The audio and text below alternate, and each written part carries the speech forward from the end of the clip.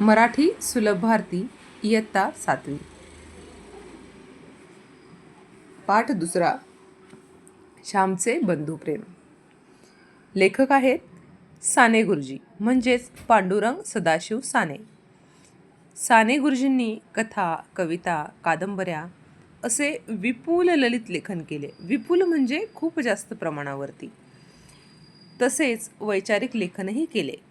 श्यामची आई, धडपडणारी मुले, भारतीय संस्कृती, गोड गोष्टी, सुंदर पत्रे इत्यादी त्यांची पुस्तके प्रसिद्ध आहेत.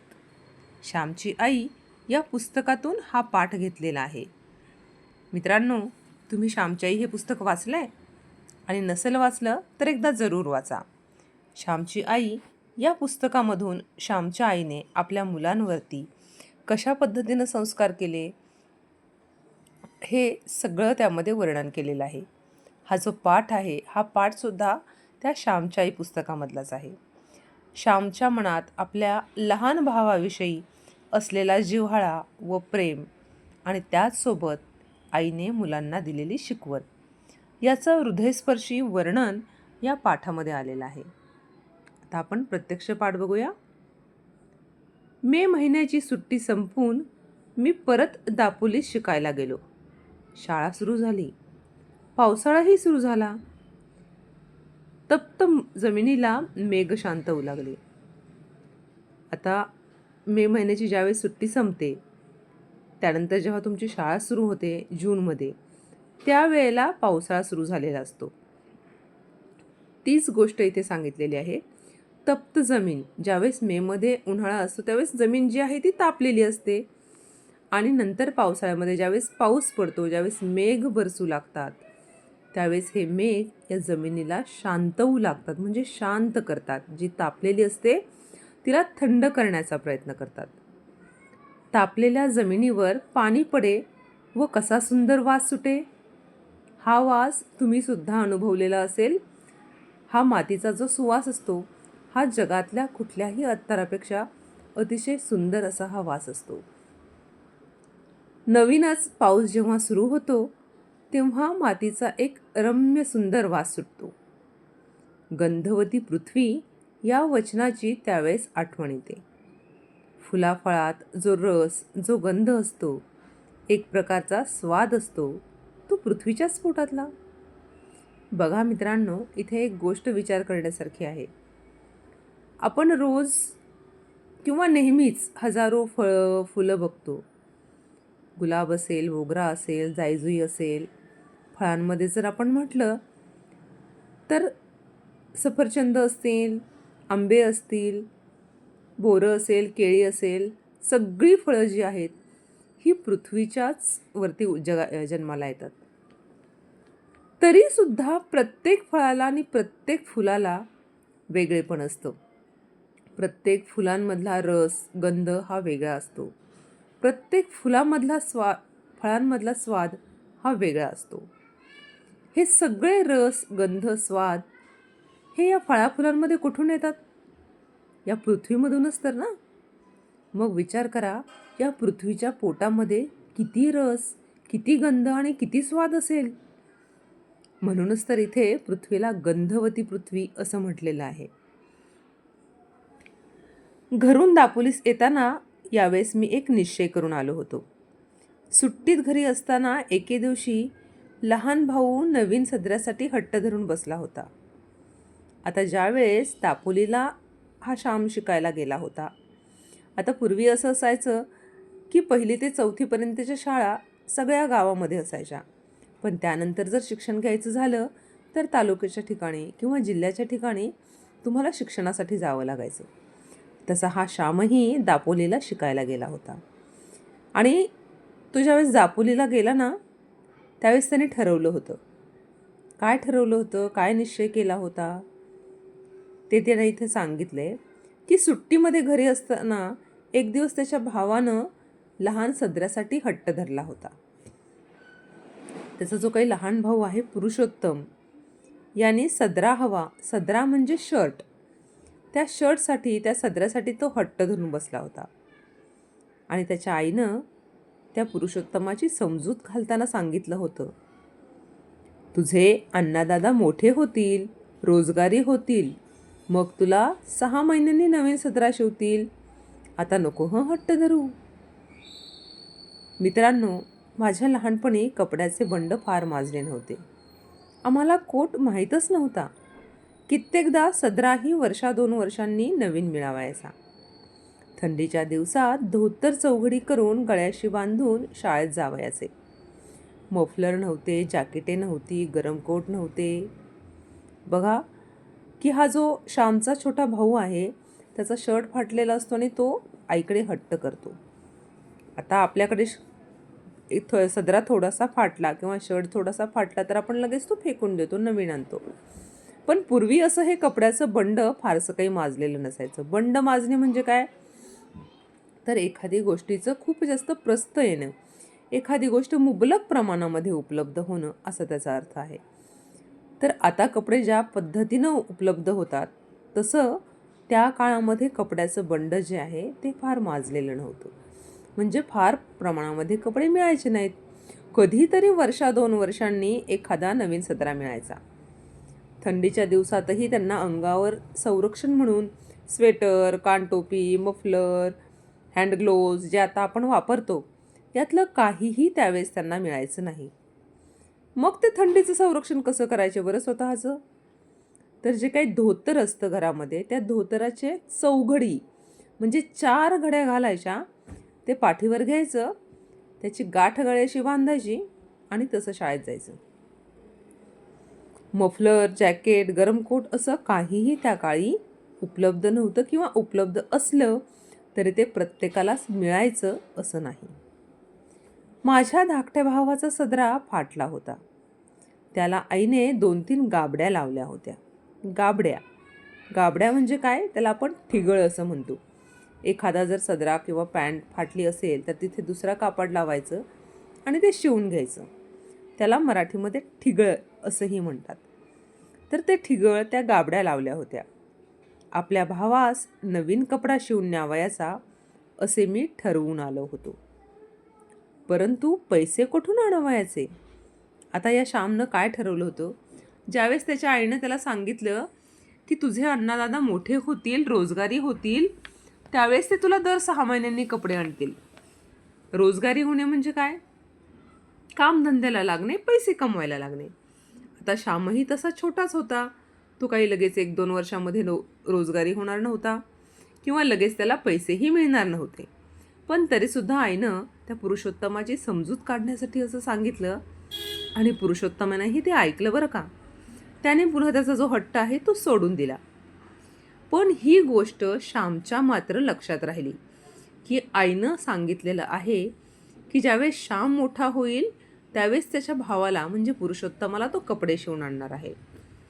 ह्या गोष्टीनं श्यामच्या मनामध्ये घर केलं आणि त्यानं निश्चय केला की ज्यावेळेस आपण परत घरी जाऊ त्यावेळेस मात्र आपण आपल्या छोट्या भावासाठी म्हणजेच पुरुषोत्तमासाठी सदरा शिवून न्यायचा.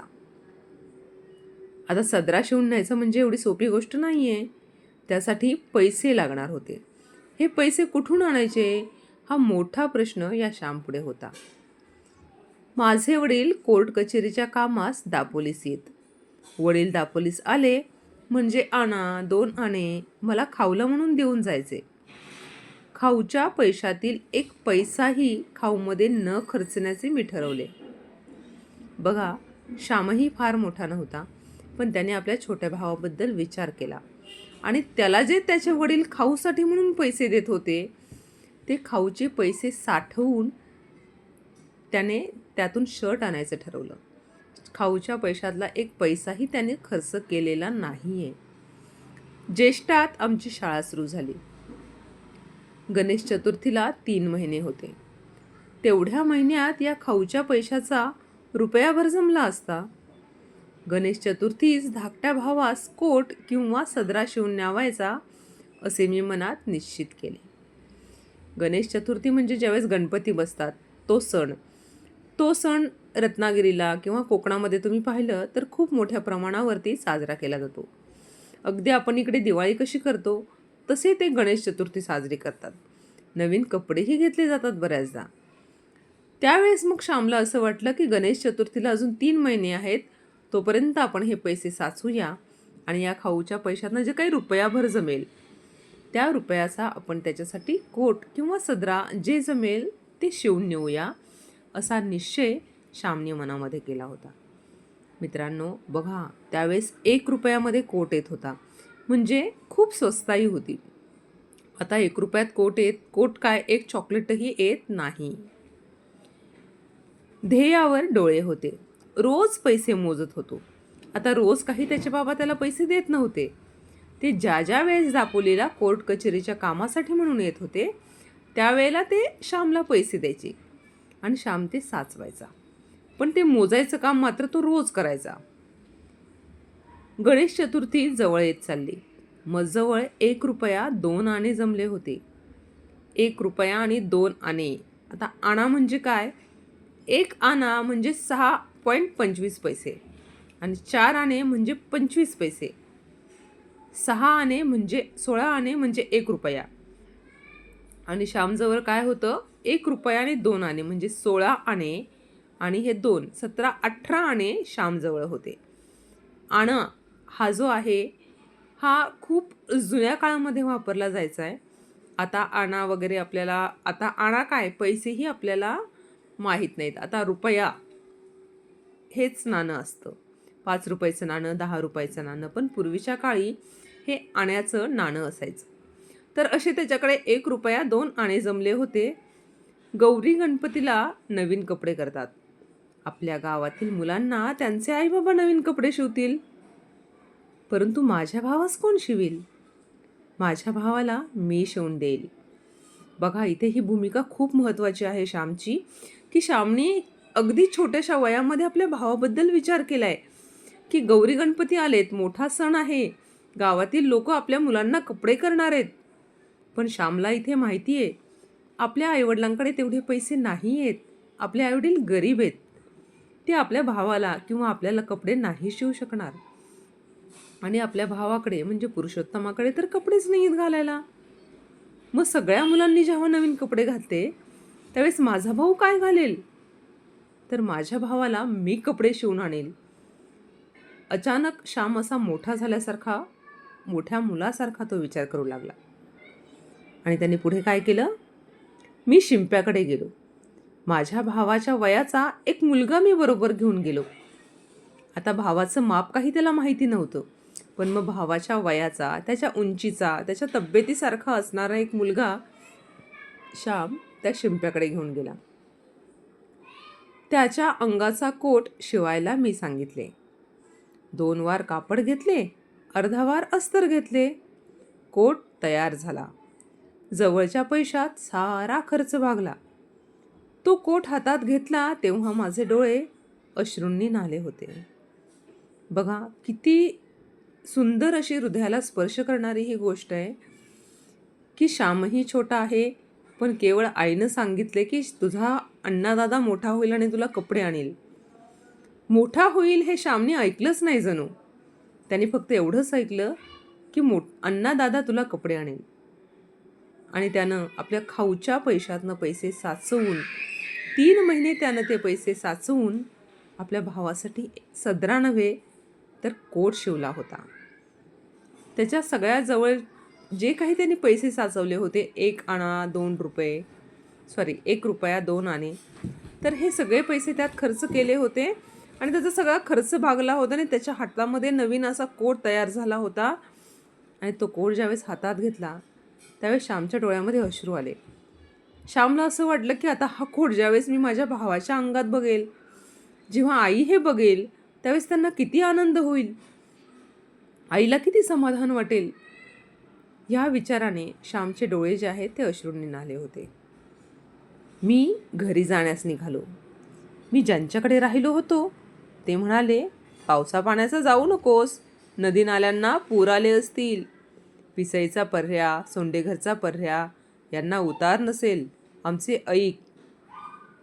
जसं मी मागे सांगितलं की शिक्षणासाठी श्याम हा दापोलीस राहत होता. आता त्या काळामध्ये असे काही हॉस्टेल वगैरे नव्हते, त्यामुळे ते कुणाच्या तरी घरी राहत होते. आणि ज्यांच्या ते घरी राहत होते त्यांनी श्यामला सांगितलं की बाबा रे, तू आत्ता जाऊ नको, कारण गणपतीचा जो काही कालावधी आहे त्यावेळेस खूप जास्त पाऊस पडत असतो आणि त्या काळामध्ये हा श्याम निघालेला आहे. गणपतीच्या वेळेला खूप धो पाऊस कोकणामध्ये येत असतो आणि ते माणसं त्याला सांगतायत की बाळा, तू जाऊ नको आत्ता पावसा पाण्याचा, नदी नाल्यांना पूर आले असतील. पर्ह्या म्हणजे काय, तर ओढे. पिसई, सोंडेघर हे ठिकाण आहे की त्या ठिकाणचे जे काही ओढे आहेत त्यांना उतार नसेल, आमचे ऐक, जाऊ नकोस. आता कुणी जर सांगितलं तर श्याम लगेच ऐकणारा होता, पण आता सध्याला त्याला तो कोट कधी एकदाचा माझ्या भावाला मी नेऊन देईल असं झालं होतं. मी कोणाचे ऐकले नाही. हृदयात प्रेमपूर आला होता. तो नदी नाल्यांना थोडीच भीक घालणार. श्यामने कोणाचं ऐकलं नाही. त्याचं कारण काय होतं की त्याच्या मनामध्ये, त्याच्या हृदयामध्ये त्याच्या भावाबद्दल अतुनात प्रेम वाहत होतं. प्रेमाला पूर आला होता. जसा नदी नाल्यांना पाण्याचा पूर आला होता, तसा या श्यामच्या मनामध्ये, त्याच्या हृदयामध्ये आपल्या भावाबद्दलच्या प्रेमाला पूर आला होता. आणि आता हा प्रेमाचा पूर जो आहे तो नदी नाल्यांच्या पुराला थोडीच भीक घालणार होता, मुळीच नाही. भीक घालणे म्हणजे काय, तमा करणे, पर्वा करणे, काळजी करणे. त्यामुळे श्यामनं या कुठल्याही गोष्टीची पर्वा केली नाही आणि तो निघाला. नवीन कोट बांधून घेऊन मी निघालो. पंख असते तर एकदम उडून गेलो असतो. पंख असते तर एकदम उडून गेलो असतो या वाक्यामधून त्याला त्याच्या भावाला भेटण्याबद्दल किती उत्सुकता आहे हे आपल्याला दिसून येतं. चालण्याचे श्रमच वाटत नव्हते. सुखस्वप्नात दंग होतो. आईला किती आनंद होईल या कल्पनेत मी होतो. एक नानेटी माझ्या पायाजवळून उडी मारून गेली. नानेटी म्हणून एक सापाचा प्रकार आहे. तिचा हिरवा रंग असतो. नानेटी उड्या मारत जाते. मला जरा भीती वाटली. जपून चालू लागलो. आता कितीही नाही म्हटलं तरी श्यामही छोटासा मुलगाच आहे. जवळून एकदम नानेटी उडून गेली आहे. नानेटी म्हणजे सापच एक प्रकारचा. आपण नुसतं साप हा शब्द जरी उच्चारला तरी घाबरतो. मग त्याच्या तर पाया जळून गेलेली आहे, त्यामुळे तो थोडासा घाबरलाय आणि आता तो जपून चालू लागलाय. चालत चालत तो पिसईच्या पर्ह्याजवळ, म्हणजे पिसई ठिकाणाच्या ओढ्याजवळ तो आलेला आहे. पिसईचा पर्ह्या दुथडी भरून वाहत होता.